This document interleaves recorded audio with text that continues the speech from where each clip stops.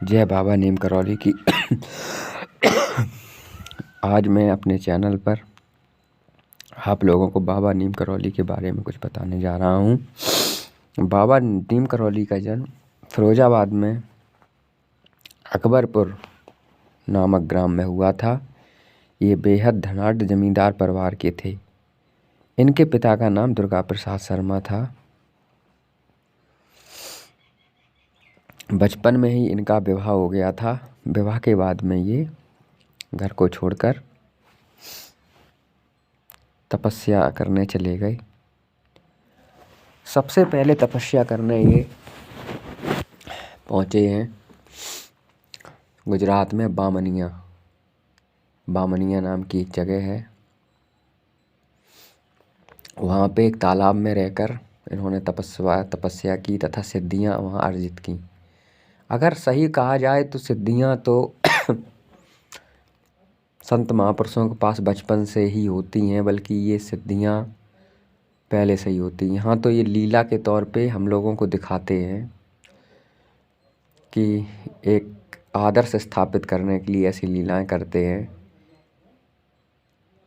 तो तालाब में खड़े रहकर उसके बाद ये वहाँ से नीम करौली गांव पहुँच गए। नीम करौली गांव में ये रह रहे थे।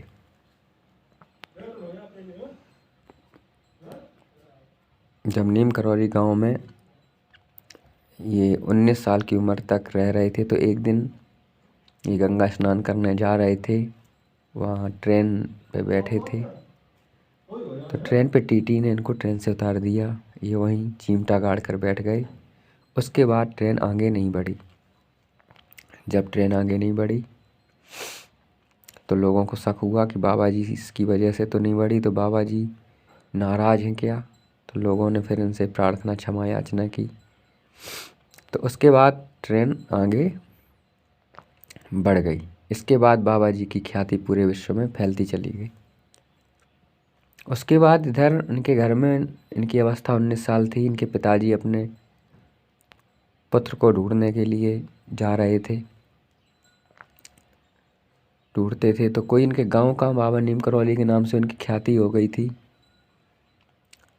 जब ये इनके बचपन का नाम लक्ष्मी नारायण शर्मा था। जब बामनिया में रहे तो इनका नाम लक्ष्मण दास रखा इनके गुरु ने।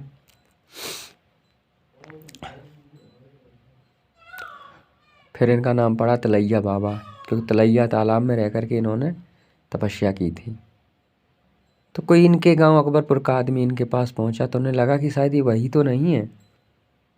तो इन्होंने इनके पिता को सलाह दी कि जाओ अपने पुत्र की बारे में पता कर लो, जाके वो बाबा जी बता देंगे। तो इनके पिताजी श्री दुर्गा प्रसाद शर्मा जी इनके पास गए तो उन्होंने अपने पुत्र को, पिता पुत्र ने आपस में एक दूसरे को पहचान लिया।